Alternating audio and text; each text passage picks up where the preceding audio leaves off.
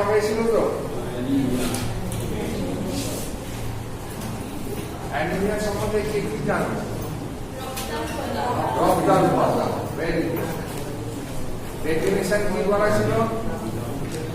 রক্তে হিমোগ্লোবিনের পরিমাণ কম থাকলে বা আরবিসির পরিমাণ কম থাকলে সেটাকে অ্যানিমিয়া বা উভয় কম। তিনটে পয়েন্ট বলেছিল। একটা হচ্ছে রক্তে যদি হিমোগ্লোবিনের পরিমাণ কমে যায়, রক্তে হিমোগ্লোবিনের পরিমাণ কত? 9 থেকে 11 থেকে 15, ঠিক আছে? তো অ্যাভারেজ হচ্ছে তোমার 14.5 মিলিগ্রাম পার্সেন্ট কে আমরা 100% ধরি, ঠিক আছে? এবার সেই অনুযায়ী পার্সেন্টেজে অ্যানিমিয়াটাকে আমরা জাজ করতে পারি কত পার্সেন্ট অ্যানিমিয়া। এমনি ক্লিনিক্যালি অ্যানিমিয়া আমরা ক প্রকার বলি? ক্লিনিক্যালি 3 প্রকার। রেডি? কি কি? মাইল্ড, মডারেট আর সিভিয়ার। এবার সেখানে ক্লিনিক্যালি আমরা কোন কোন জায়গায় অ্যানিমিয়াটা দেখি? চোখের নিচে, ওটাই কি বলি? লোয়ার ক্যালভিয়ার কন্ডাক্টিভা। Very good. আর চোখের পরে মুখ বাঁধছে, tip of the tongue and dorsum of the tongue, ঠিক আছে? পাম এন্ড রোল আর নেলপেড রিটার্ন, ঠিক আছে? General skin. তো এই হচ্ছে অ্যানিমিয়া দেখার স্থান, ঠিক আছে? ক্লিনিক্যালি। এবং ক্লিনিক্যালি আমরা তিনটে ভাগে ভাগ করি: মাইল্ড, মডারেট, সিভিয়ার। এইবার অ্যানিমিয়া হয়েছে কিনা যদি আরবিসি ভিত্তিক যাই, হ্যাঁ, তবে সেখানে আমরা কিছু মাইক্রোস্কোপিক্যাল এক্সামিনেশনের মাধ্যমে অ্যানিমিয়াকে মাইক্রোস্কোপিক্যালি ক্লাসিফাই করতে পারি, তাই তো? সেটা কিভাবে করি?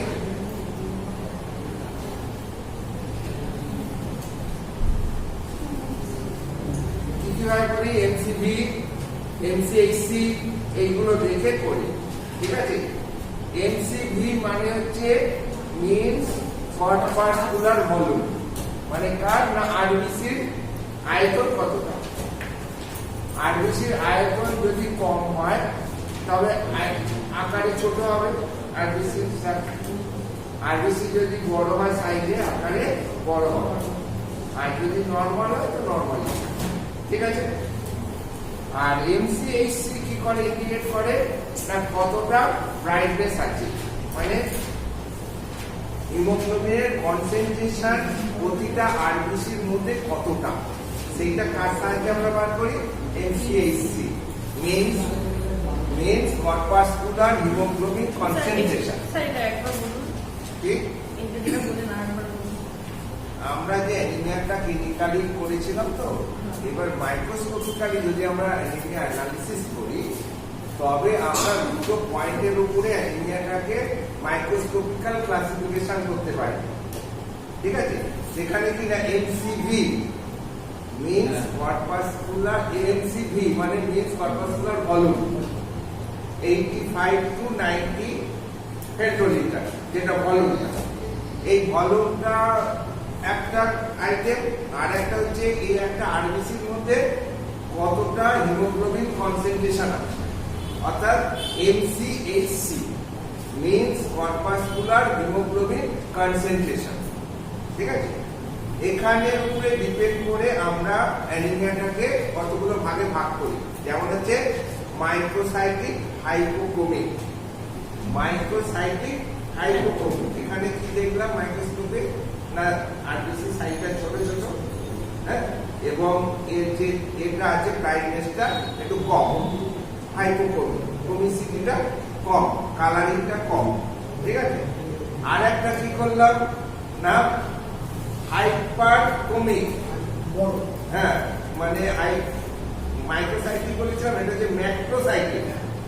ম্যাক্রোসাইটিক মানে হচ্ছে ভলিউম গুলো বড়, মানে আরবিসি সাইজটা বড়, আর তার সঙ্গে হাইপারক্রোমিক মানে ক্রোমিসিটিটা বেশি, ঠিক আছে? সেটা একটা ভাগ করলাম। আর একটা হচ্ছে নর্মোসাইটিক, নর্মোক্রোমিক। তো এই যে একটা ক্লাসিফিকেশন এইভাবেও আমরা অ্যাসাইনমেন্ট করতে পারি, ঠিক আছে। এইবার হচ্ছে ব্লাডের যত কিছু পয়েন্ট গুলো আছে আমরা তো সব তো জানি, ব্লাডের অ্যানালিসিস আমরা করেছি। একটা ব্লাডকে আমরা কিভাবে অ্যানালিসিস করি, সিবিসি দেখি, সিবিসি তে আমরা কি দেখি, হিমোগ্লোবিন দেখি, কতটা হিমোগ্লোবিন আছে। একটা জানি আমরা 12 পয়েন্ট কত পার্সেন্ট, কারো 13 পয়েন্ট কত পার্সেন্ট, কারো 14%, কারো পার্সেন্ট বলছি এমডি পার্সেন্ট আছে। তো এরকম একটা ভ্যালু থাকে, সেটা হচ্ছে হিমোগ্লোবিন। আর কি থাকে, আরবিসি, আরবিসি কতটা পরিমাণে আছে, অর্থাৎ TC, total count of RBC কত থাকে, মোটামুটি 45,000 হতে পারে, 45 লাখ, হ্যাঁ 45 লাখ, 45 লাখ হতে পারে, 50 লাখ হতে পারে, 40 লাখ হতে পারে, ঠিক আছে। তো এইরকম একটা থাকে কি না, per cubic millimetre of blood. Actually average আমরা ধরি 5 মিলিয়ন, 5 মিলিয়ন মানে তো 50 লাখ, 1 মিলিয়ন 10 লাখ, তার মানে এবার 50 লাখ হচ্ছে একটা অ্যাভারেজ। একটা মেয়েদের 42 লাখও থাকতে পারে, কারো 38 লাখও থাকতে পারে, 48ও থাকতে তো নর্মাল। 40 থেকে যদি 55 লাখের মধ্যে থাকে তো নর্মাল। 4 থেকে 6 মিলিয়ন পার কিউবিক মিলিমিটার, এর কোনো আর কিছু নেই, আবার কিছু নেই, নর্মাল। 4 এর নিচে হলে কম, 4 এর উপরে হলে বেশি পরিমাণ, ঠিক আছে। তো এটা হচ্ছে একটা টিসি থাকে। আর কি থাকে, ডাব্লিউবিসি কাউন্ট থাকে। ডাব্লিউবিসি কাউন্ট কত থাকে, 5 থেকে 8,000, 5 থেকে 8,000। এটা 5 মিলিয়ন মনে রাখবে, 5 কতটা মনে রাখবে, 5 লাখ, আর এটা 5,000, 5,000, 5 লাখ 50 লাখ, 50 লাখ, 5 মিলিয়ন, 5 মিলিয়ন, এটা হচ্ছে 5,000, ঠিক আছে। 5 থেকে 8,000 per cubic millimetre of blood, এটা বলতে হবে। এটা হচ্ছে ডাব্লিউবিসি পরিমাণ। এবার ডাব্লিউবিসির মধ্যে আবার অনেক ভ্যারাইটি আছে, যেগুলোকে আমরা কি বলি, ডিসি, ভেরি সেগুলোকে আমরা ডিসি বলি, ডিফারেন্সিয়াল কাউন্ট। সেখানে neutrophil, eosinophil, basophil, lymphocyte, monocyte, তাতেও পার্সেন্টেজ আছে। তার মধ্যে সবচেয়ে বেশি আছে নিউট্রোফিল, মানে 60 থেকে 70%, মনে রাখবে এবারে 60 থেকে 70% নিউট্রোফিল আছে। আর লিম্ফোসাইট আছে 20 থেকে 30%। এরা দুজনে সিংহভাগ দখল করেছে। মনোসাইট আছে 5 থেকে 10%, ঠিক আছে। নিউট্রোফিল আছে 1 to 4%, বেসোফিল আছে 0 to 1%। বুঝে গেল? এইরকম একটা পার্সেন্টেজ গুলো মনে রাখবে। স্যার বেসোফিলটা বলুন। 0 to 1%। এরা গেল তোমার ডিফারেন্সিয়াল কাউন্ট গেল। এবার হচ্ছে হলো প্লেটলেট। প্লেটলেট কত থাকে, 2 থেকে 4 লাখ, এটা লাখ, 2 থেকে 4 lakh per cubic millimetre of blood, ঠিক আছে। তো এইরকম আমরা রেট গুলো পেলাম, হিমোগ্লোবিনের পরিমাণ পেলাম। আর কি থাকে, এরিথ্রোসাইট, সেডিমেন্টেশন, তার একটা পরিমাণ থাকে, মেলের এক ধরনের থাকে, ফিমেলের এক ধরনের থাকে, মেলের কম থাকে, ফিমেলের বেশি থাকে, মানে 15-এর মধ্যে থাকে ফিমেলের, মেলের 5 to 10% থাকে। তো এইরকম একটা পেলাম। আর কি পাই না, ওই যে জিনিসগুলো বলেছিলাম, মানে মাইক্রোস্কোপিক্যাল চেহারা, এমসিভি, এমসিএইচসি, এইসব যে জিনিসগুলো আছে এইগুলো থাকে। আর কোনো ক্ষেত্রে রেটিকুলোসাইট দেয় 2%, 1 to 2% রেটিকুলোসাইট থাকে। এই হচ্ছে মুদ্রা সিবিসি, ঠিক আছে। তো যাই হোক না কেন, আমাদের কথা হচ্ছে অ্যানিমিয়া হলে পরে তোমাদের কোর্সে 2টো ড্রাগ আছে, একটা হচ্ছে আয়রন আর একটা হচ্ছে ফলিক অ্যাসিড। এই দুটো আজকে অল্প অল্প করে লিখিয়ে দেবো, হ্যাঁ। এই দুটো তোমাদের ওষুধের যে চার্ট আছে সেখানে আমরা কোটাইমক্সাজোল অব্দি আগের দিন পড়েছিলাম। কোটাইমক্সাজোল, এতে দুটো অ্যান্টিবায়োটিক মিশ্রিত অবস্থায় ওষুধটি ছিল এবং তার ইন্ডিকেশন থেকে আরম্ভ করে সবকিছু আমরা অ্যানালিসিস করে ফেলেছি আগের দিন, তাই তো। আজকে তোমাদের 11 নম্বর যে ওষুধটা আছে, that is ferrous sulphate. Ferrous sulphate 11 নম্বরে স্যার 11 নাম্বারটা হবে না? কি আছে? কি এপি হাইড্রিন না কি আছে? EPH 11 তে না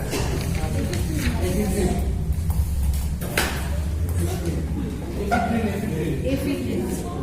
হ্যাঁ হবে, পরে হবে এফএটি মনে রাখবে। হ্যাঁ?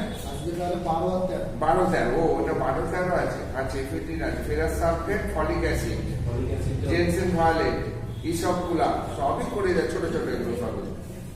ম্যাগনেসিয়াম ট্রাইসিলিকেট, ওই যে আবার বড় ওষুধ আছে মেবেন্ডাজোল আর মেটাবেন্ডাজোল, এই দুটো। এর মাঝে 11 থেকে একদম 16 অবধি সবই ছোট ছোট ওষুধ। ঠিক আছে, লেখো ফেরাস সালফেটই লেখো 12 নম্বরটা।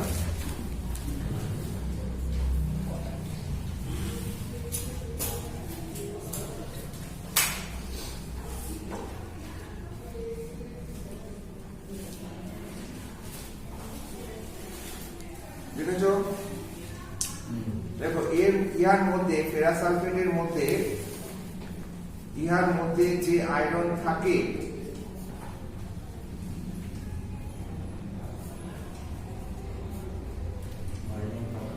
ইহার মধ্যে যে আয়রন থাকে হচ্ছে তাহা রক্তের হিমোগ্লোবিন তৈরিতে কাজে লাগে।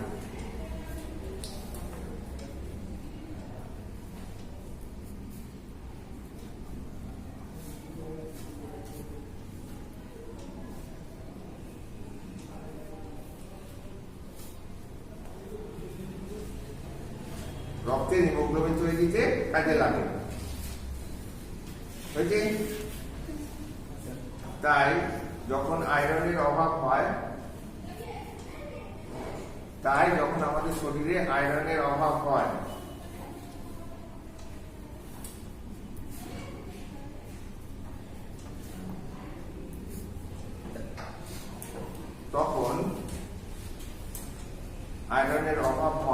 তখন আয়রন ডেফিসিয়েন্সি অ্যানিমিয়া দেখা যায়। আয়রন ডেফিসিয়েন্সি অ্যানিমিয়া অর্থাৎ আয়রনের অভাবজনিত রক্তাল্পতা দেখা যায়। বাংলায় যদি আয়রন ডেফিসিয়েন্সি অ্যানিমিয়া দেখা যায়, এটা লেখো সুবিধা। এটাকে বাংলাতেও লিখতে পারো মানে লোহার অভাবজনিত রক্তাল্পতা।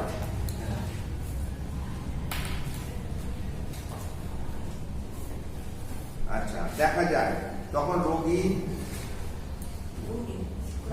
রোগী আর কি পেশেন্ট খুব দুর্বল বোধ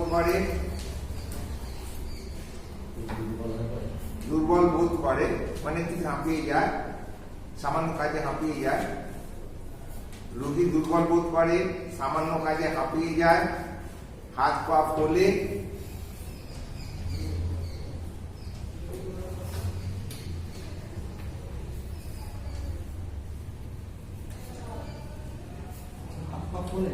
হাত পা ফোলে এবং ফ্যাকাশে হয়ে যায়।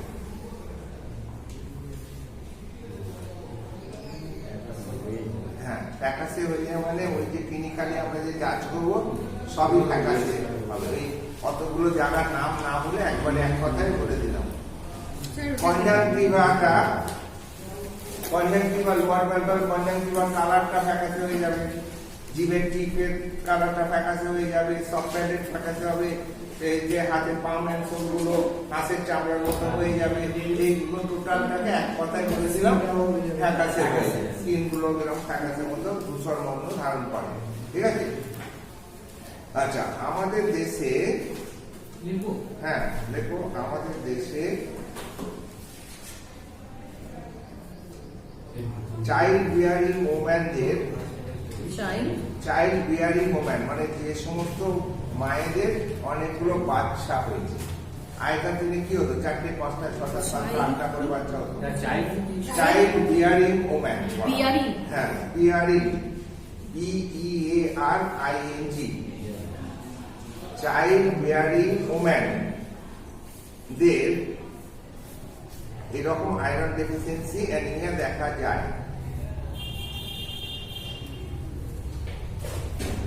আমাদের দেশে চাইল্ড বিয়ারিং ওম্যানদের এইরকম আয়রন ডেফিসিয়েন্সি অ্যানিমিয়া দেখা যায়।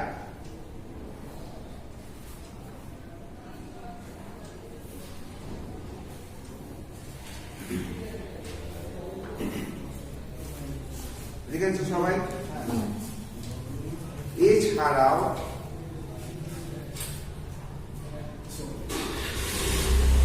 যাদের মেনোরেজিয়া আছে, যে সমস্ত মহিলাদের মেনোরেজিয়া আছে, এছাড়াও যে সমস্ত মহিলাদের মেনোরেজিয়া আছে এবং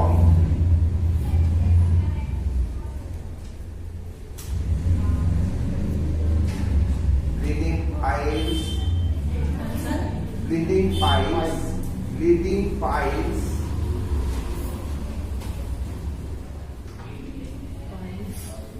bleeding peptic ulcer,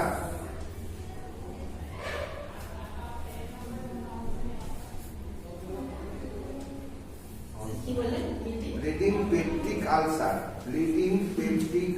পেটিক আছে, সেখান থেকে রক্তপাত হয়, রক্তক্ষরণ হয়, তাকে বলে ব্লিডিং পেপটিক আলসার। এবং হুকওয়ার্ম ইনফেকশন থাকে, হুকওয়ার্ম WORM হুকওয়ার্ম ইনফেকশন থাকে, ইনফেকশন মানে কৃমি হলে যে ইনফেকশনটা। আরে হুকওয়ার্মটা সেটা কৃমি, কৃমি অনেক ধরন আছে, তার মধ্যে রক্ত চোষা কৃমি হচ্ছে হুকওয়ার্ম, বুঝতে পেরেছো? এবার সেই জন্য যাদের এরকম হুকওয়ার্ম ইনফেকশন থাকে তাদের এই ধরনের আয়রন ডেফিসিয়েন্সি অ্যানিমিয়া দেখতে পাওয়া যায়।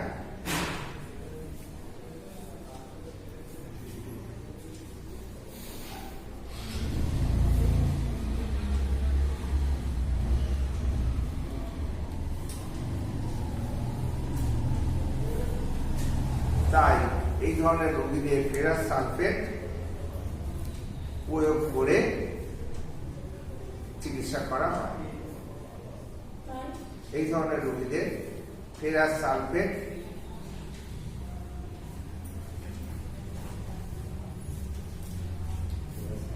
প্রয়োগ করে চিকিৎসা করা হয়।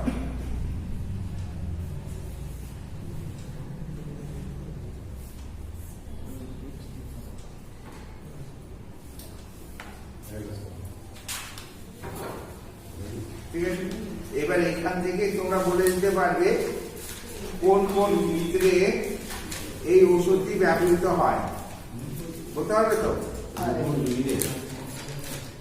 কোন কোন ক্ষেত্রে আয়রন মানে ফেরাস সালফেট দেওয়া হয় বা ব্যবহার করা হয়, তখন লিখবে, 1 নম্বর লিখবে আয়রন ডেফিসিয়েন্সি রোগীদের চিকিৎসায়, 1 নম্বর, এক কথায় লিখে নাও, আয়রন ডেফিসিয়েন্সি অ্যানিমিয়ার চিকিৎসায়, আয়রন ডেফিসিয়েন্সি অ্যানিমিয়ার চিকিৎসায় এই ওষুধটি ব্যবহৃত হয়।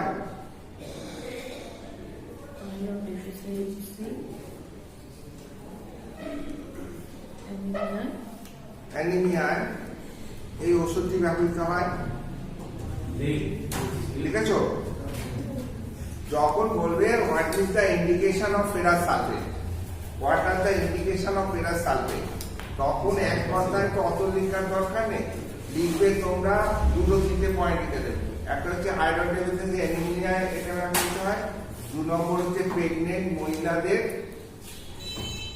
প্রিভেন্টিভ পারপাসে ইউজ করা হয় যাতে অ্যানিমিয়া না ঘটে, আয়রন অভাব না হয়, আর 3 হচ্ছে যারা হেভি মেনস্ট্রুয়েশন হচ্ছে, ব্লিডিং পাইপস হচ্ছে, এই সমস্ত ভাবে রক্ত মানে ক্ষরণ হয়ে আয়রন ডেফিসিয়েন্সি তাদের চিকিৎসায় ব্যবহৃত হয়। এই 3টে কথা বলে, প্রেগনেন্ট মহিলাদের, প্রেগনেন্ট ওম্যানদের, হ্যাঁ 2 নম্বরে বলছি ওটা 3 নম্বরটা লিখে হেভি পিরিয়ডস হলে, হ্যাঁ 3 নম্বরে লিখবে যে যাদের হেভি পিরিয়ডস হচ্ছে বা ব্লিডিং পাইলস বা ব্লিডিং পেপটিক আলসারে ভুগছে তাদের ক্ষেত্রেও এটি প্রয়োগ করা হয়। দেওয়া হয় আমি নিই হয়েছে। আর 3 নম্বর হচ্ছে যে সমস্ত মহিলাদের নম্বরটা করুন হয়তো প্রেগনেন্ট মহিলাদের ব্যবহৃত হয়। মানে প্রেগনেন্ট বলে চিকিৎসা ব্যবহৃত হয়। হ্যাঁ, মানে চিকিৎসা বলতে সাপোর্টিভ হিসাবে দেওয়া হয় প্রেগনেন্ট মাদের যাতে অ্যানিমিয়াটা না হয়, প্রিভেনশন হিসাবে দেওয়া হয়। সেই জন্য লিখে দেবে শুধু প্রেগনেন্ট মহিলাদের প্রয়োগ করা হয়। আচ্ছা ও তো অব্লিগেটরি। এখন আয়রন আর ফলিক অ্যাসিড প্রেগনেন্সি বলেই বাড়ি করে দিয়ে যায় আশা কর্মীরা এরা। 3 নম্বরটা স্যার বললেন হ্যাঁ হ্যাঁ পিরিয়ডস হলে ব্লিডিং পাইলস হলে ব্লিডিং পেপটিক আলসার 3 নম্বরটা যাদের ব্লিডিং পাইলস আছে বা ব্লিডিং পেপটিক আলসার আছে তাদের ক্ষেত্রে কুকুয়ার ইনফেকশন যাদের রক্ত কম নেই। 3 নম্বরে বাকিগুলো সব ঢুকিয়ে দাও যে কটা সেমে জবাব করে দিবি তো। সেইটাই তো বলেছিলাম প্রথমে, কিন্তু এরা তো একবারে ধরো আবার যখন বলবে এটা স্যার এটা তো বলেনি, সেই জন্য আলাদা করে আবার বলে দিলাম যে যখন পরীক্ষা আসবে যে when should it be used, তখন এই 3টে পয়েন্ট লিখে ঠিক আছে, তবে কি কোনো ঝামেলা থাকবে। এবার দেখো কিভাবে এটা how it is supplied and given to the patient. এটা সাধারণত লেখো how it is supplied and given to the patient, how it is supplied and given to the patient, কিভাবে পাওয়া যায় আর কিভাবে রোগীকে দেওয়া হবে। ঠিক আছে, রোগীকে দেওয়া হবে।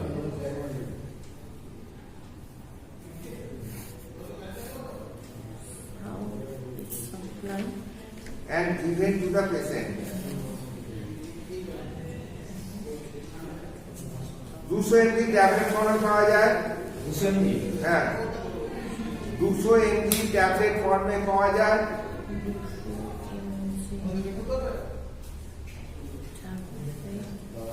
হ্যাঁ, আর 25 mg per ml সিরাপ হিসাবে পাওয়া যায়। 25 mg per ml সিরাপ হিসাবে পাওয়া যায়।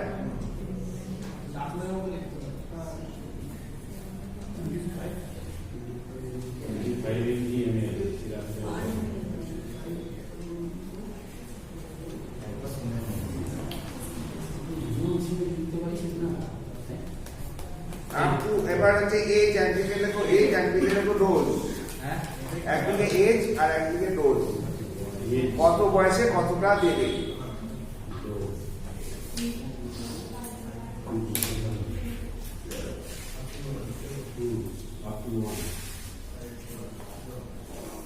দেখো আপ টু 1 ইয়ার,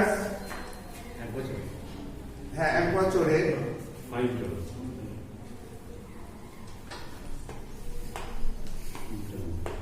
1 ml করে দিনে 2 বার খাবার পর 1 ml BDPC। একদম বাচ্চাদের ক্ষেত্রে তো ড্রপ দিলে খাওয়ার পর 2 টাইমস খাওয়ার পর। হ্যাঁ 1 ml BDPC মায়ের দুধের সঙ্গে মিশিয়ে খাওয়া হয়। বিডিপিসি তো স্যার মধুর সঙ্গে বা মায়ের দুধের সঙ্গে মিশিয়ে খাইয়ে দিই। মধু, হানি অথবা মাদার্স মিল্ক।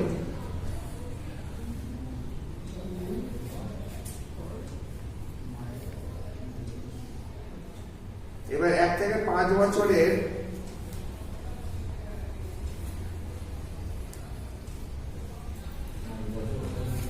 আড়াই ml করে সিরাপ,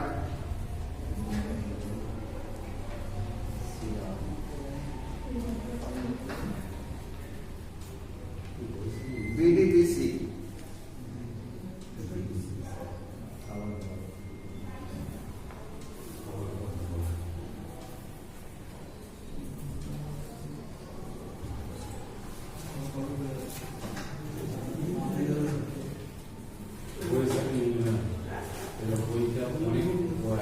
এটা আপডেট বই না, 6 থেকে 12 এখনকার আপডেট বই না। 6 থেকে 12 বছরের বাচ্চাদের না 4 ml করে দিনে 2 বার।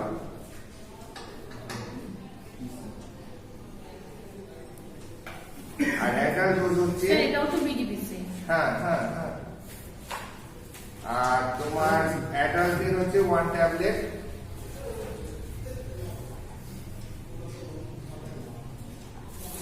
দিনে 3 বার পর্যন্ত খাওয়ানো যেতে পারে।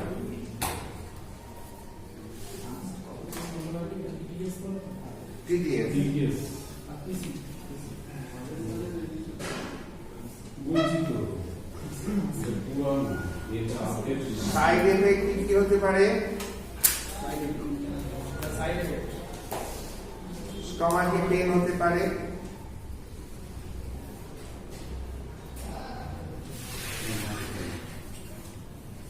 বমি ভাব হতে পারে, স্টমাক পেন হতে পারে, বমি ভাব হতে পারে, মানে নসিয়া, বমি হতে পারে, আর কোন কোন ক্ষেত্রে ডায়রিয়া দেখা দিতে পারে, সব অধিকাংশ ক্ষেত্রে কনস্টিপেশন দেখা যায়।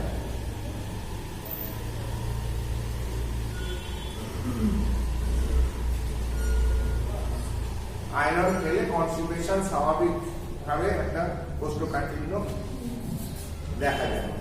এগুলো হচ্ছে সাইড এফেক্ট। প্রিকশন কি কি নেবে? প্রিকশন স্টুল কালো হতে পারে। হ্যাঁ, পায়খানা কালো হতে পারে, ঠিক আছে না? ওটাও সাইড এফেক্ট হবে। ব্ল্যাক স্টুল কাজ করা তাহলে মুখে খেলে ভালো হয়। হয়তো ওদের আয়রন বেশি থাকে। প্রিকশন কি কি নেবে? ইনিশিয়াল ডোজ দেওয়ার পরে যদি পেটে যন্ত্রণা হয় তবে ডোজ কমিয়ে দিতে হবে। প্রথম মাত্রায় যদি পেটে যন্ত্রণা দেখা দেয়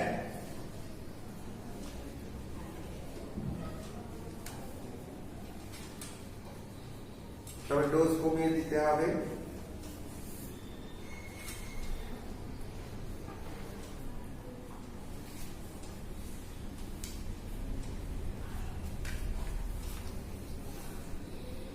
আর 2 নম্বর হচ্ছে এটি খালি পেটে খাওয়া উচিত নয়, সবসময় খাওয়ার পরে খেতে হবে।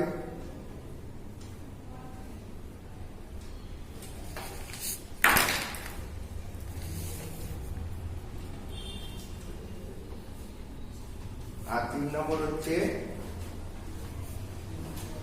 প্রেগনেন্ট মায়েদের আয়রনের সঙ্গে ফলিক অ্যাসিড দিতে হবে।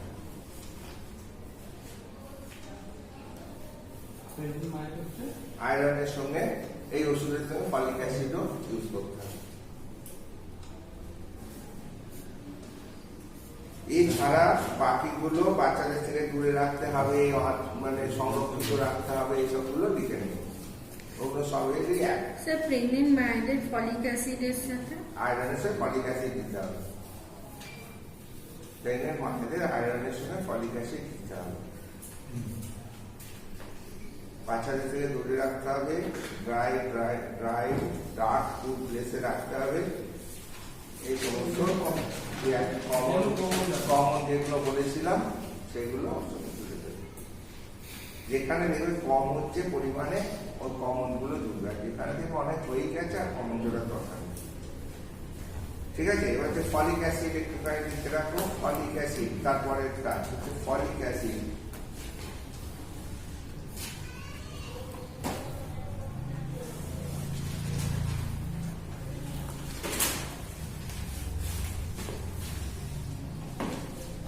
এটা ভিটামিন বি কমপ্লেক্স গ্রুপের অন্তর্গত একটা ভিটামিন।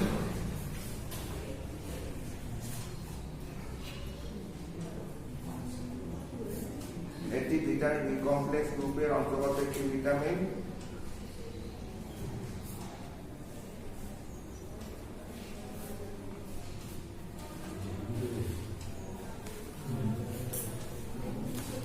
যাহা গ্রিন ভেজিটেবল, যাহা green leafy vegetable,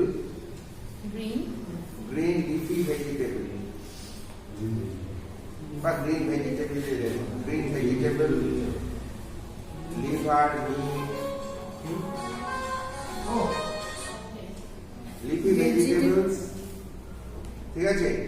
green vegetable, liver, meat, liver, meat, egg, yeast, প্রকারের ফল, যেমন যে পেঁপে, কলা, লেবু, আর কিছু সোর্স লিখে দাও যা মনে পারবে। হ্যাঁ, কিছু সোর্স লিখে দাও। পেঁপে, কলা, পেঁপে, কলা, কমলা লেবু, টমেটো, এসবগুলোর মধ্যে ফলিক অ্যাসিড পাওয়া যায়। এটা ভিটামিন বি কমপ্লেক্স গ্রুপের অন্তর্গত একটা ভিটামিন, যাহা অমুক অমুক অমুকের মধ্যে আছে, বেশি পরিমাণে পাওয়া যায়। ঠিক আছে, এবার অমুক অমুকটা যে যা পারো লিখে দাও, মানে সোর্স সোর্স। ঠিক আছে, ফলিক অ্যাসিড। এইবার তারপরে পয়েন্টে দেখো, এর অভাবে, তারপরে পয়েন্টে দেখো, এর অভাবে মেগালোপ্লাস্টিক অ্যানিমিয়া, এর অভাবে মেগালোপ্লাস্টিক অ্যানিমিয়া, মেগালোপ্লাস্টিক, একটু আগে বললাম না আমি, মাইক্রোস্কোপিক্যাল যে ক্লাসিফিকেশন অ্যানিমিয়া, মেগালোপ্লাস্টিক, মেগালোপ্লাস্টিক একটি ম্যাক্রোসাইটিক অ্যানিমিয়া। ম্যাক্রোসাইটিকটাকে আমরা বলছি মেগালোপ্লাস্টিক। ঠিক আছে, মেগালোপ্লাস্টিক অ্যানিমিয়া, কমা দাও, গ্লসাইটিস, গ্লসাইটিস,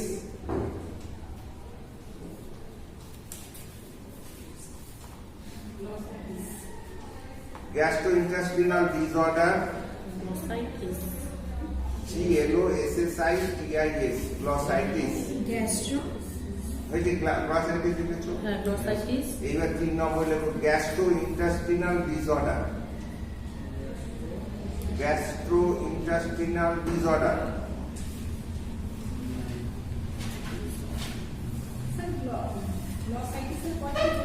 গ্যাস্ট্রোইন্টেস্টিনাল ডিসঅর্ডার। আসছে বলছি, তোমার থেকে বেশি দূরে যায়নি। গ্যাস্ট্রোইন্টেস্টিনাল ডিসঅর্ডার,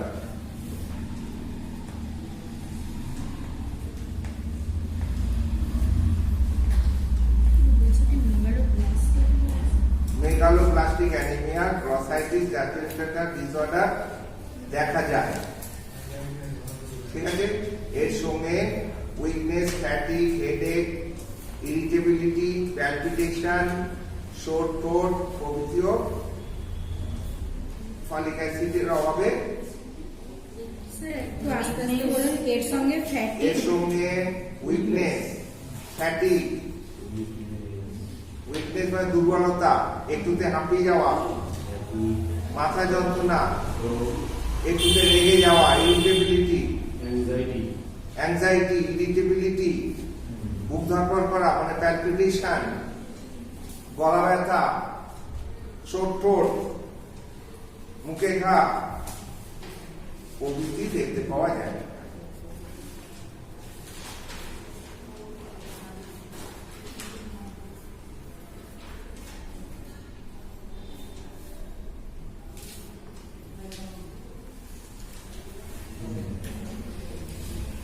ঠিক আছে, এইবার এইসব ক্ষেত্রে ইউজ হবে।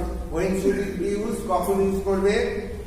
1 নম্বর লিখবে অ্যানিমিয়া মানে মেগালোপ্লাস্টিক অ্যানিমিয়া, গ্লসাইটিস যেটা বলেছি প্রভৃতির চিকিৎসায় ব্যবহৃত হয়। মেগালোপ্লাস্টিক অ্যানিমিয়া, গ্লসাইটিস প্রভৃতির চিকিৎসায় ব্যবহৃত হয়। প্রেগন্যান্সি ও ল্যাকটেশনের সময় আয়রনের সঙ্গে কি দেওয়া হয়? 2 নম্বরে দেখো, প্রেগন্যান্সি ও ল্যাকটেশনের সময় আয়রনের সঙ্গে সাপ্লিমেন্ট হিসাবে প্রয়োগ করা হয়। প্রেগন্যান্সি এবং ল্যাকটেশনের সময় আয়রনের সঙ্গে, প্রেগন্যান্সি এবং ল্যাকটেশনের সময়, ল্যাকটেশন, প্রেগন্যান্সি ও ল্যাকটেশনের সময়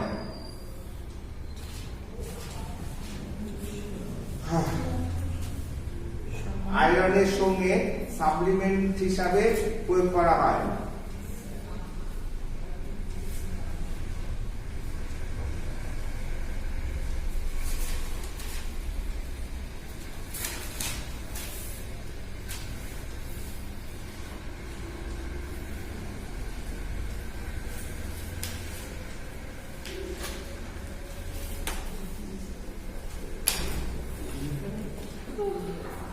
আর 3 নম্বর লেখো ইনফার্টিলিটির চিকিৎসায় ফলিক অ্যাসিড ব্যবহার হয়।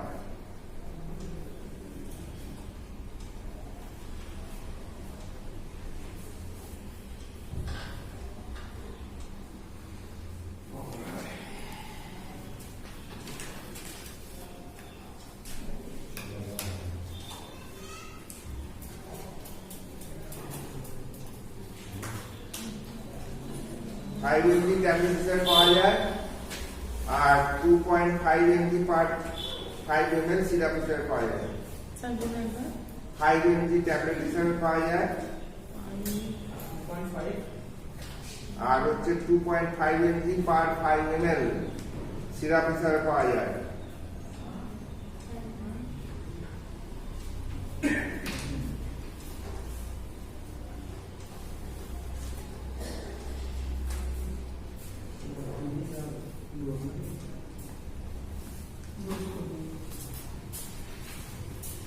ইঞ্জেকশন তো সবই আছে।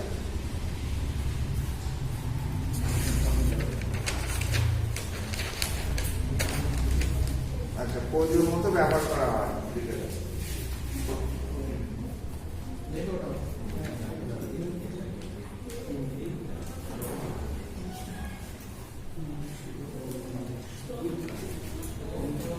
সাইড এফেক্ট কিছু নেই, তবে কোনো কোনো ক্ষেত্রে দেখো সাইড এফেক্ট সাধারণত নেই, তবে কোনো কোনো ক্ষেত্রে স্টমাক আপসেট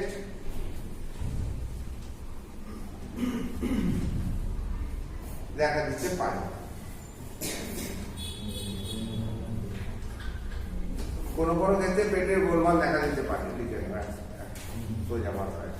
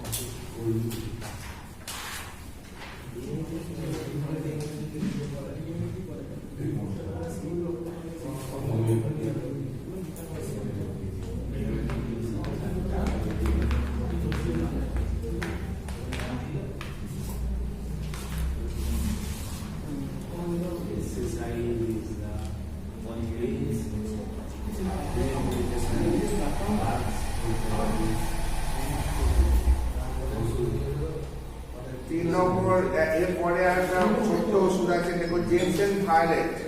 হ্যাঁ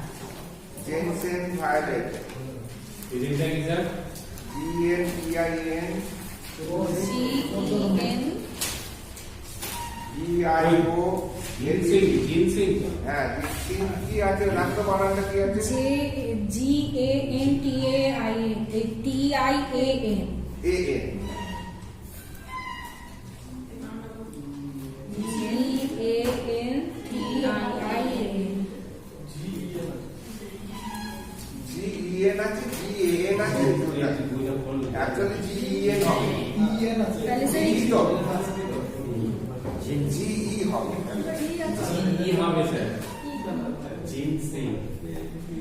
GANTAIAN violet। হ্যাঁ এটা একটা অ্যান্টিসেপটিক লোশন পাউডার প্রভৃতি হিসাবে পাওয়া যায়।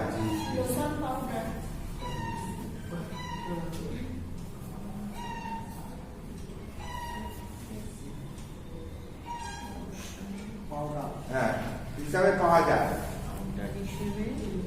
এটি বিভিন্ন প্রকার ব্যাকটেরিয়া এবং ফাঙ্গাল ইনফেকশনের কাজ করে। বিভিন্ন প্রকারের ব্যাকটেরিয়া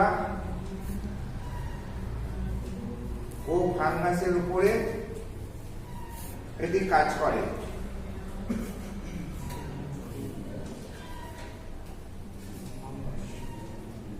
ঠিক আছে? তাই ওই সমস্ত জীবাণু দ্বারা যখন স্কিন এবং মিউকাস মেমব্রেনের ইনফেকশন ঘটে, তাই ওই সমস্ত জীবাণু দ্বারা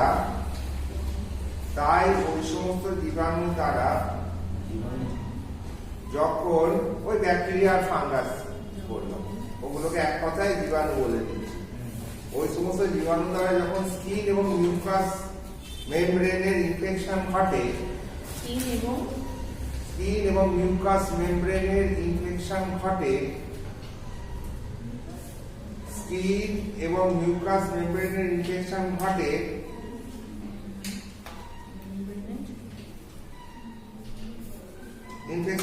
ব্যাকটেরিয়া লিখে রাখো। স্কিন আর মিউকাস মেমব্রেন ইনফেকশন কি আছে? Abscess, boil, burn wound, cut wound. Bacteria লিখে রাখো, বয়েল, অ্যাবসেস, বিওআইএল, বয়েল মানে হচ্ছে infection of the hair follicle, লোম পোড়া। খুব গোদা বাংলায় বললে বলা হয় লোম পোড়া। বয়েল, অ্যাবসেস মানে হচ্ছে ফোড়া, কার্বনকল, তারপরে কেটে যাওয়া, ছিঁড়ে যাওয়া, চড়ে যাওয়া, সব কাটিং উন্ড, ইনফেক্টেড উন্ড। কি উন্ড বলে? Infected wound.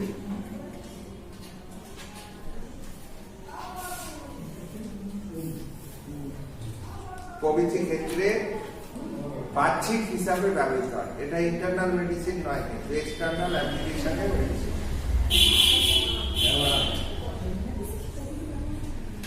বাহ্যিক হিসাবে ব্যবহৃত হয়।